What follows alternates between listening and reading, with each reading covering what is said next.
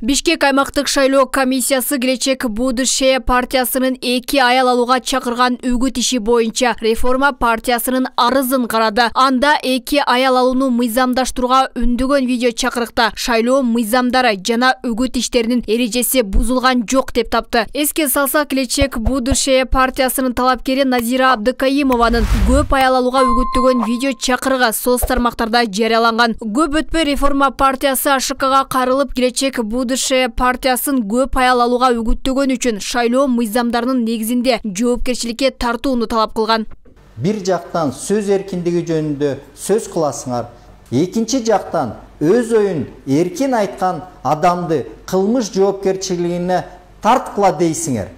Партиянын мындай аракеттен эксперттер добуш алуунун алган амалы деп сыпаттап жатышат. Анткени айрым партиялар шаардык кеңештин функциясына кирбеген мыйзам долбоорду сунуштап, куруу убадалар менен добуш алуу аракетин көрүшүдө дешет. Кандай болгон күндө да эл өткөндөн сабак алып, туура тандоо жасоосу зарыл экендигин белгиледи. Бул эми добуш алууга болгон мындай жанталашуу да. Анын негизинен ал жерде biz мындай бир ажыратышыбыз керек да. Жергиликтүү кеңештер, шаардык кеңештердин колунан эмне келет? Кандай полномочиялары бар?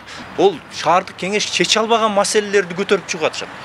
Элдин жанагыл эмоционалдык абалынан пайдаланып, ошого элдин баягыл жалпы аң сезимине таасир этүү максатында алар жогорку кеңеш, президенттин, өкмөттүн деңгээлинде чечиле турган маселелерди алар болсо ушу биз шаардын деңгээлинде чечебиз деп ушундай бир кээ бир мыйзамдарды кабыл алабыз деген нерселерге чейин барып атат. Бул деген туура эмес. Үгүт иштеринин бүтүшүнө 1 апта убакыт калды. Ошто адатта шайлоо өнөктүгү өтө курч атаандаштыкта өтчү. Бул жолку шайлоо жарышына чыккан саясий партиялар үгүт иштерин мурдагыдай жандуу жүргүзбөгөнү байкалат. Деген менен үгүт иштерине байланыштуу мыйзам бузуулар боюнча Ош шаардык милициясына 10, аймактык шайлоо комиссиясына 18 маалымат келип түшкөн.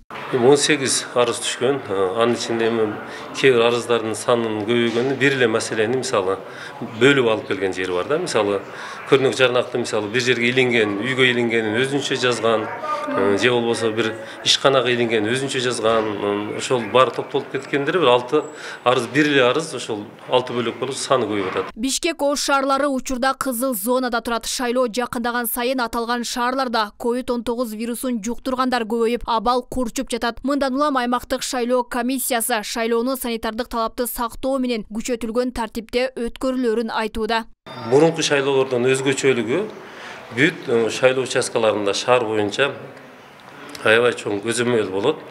Анан санитар тарап боюнча өзүнчө маалымат берилди.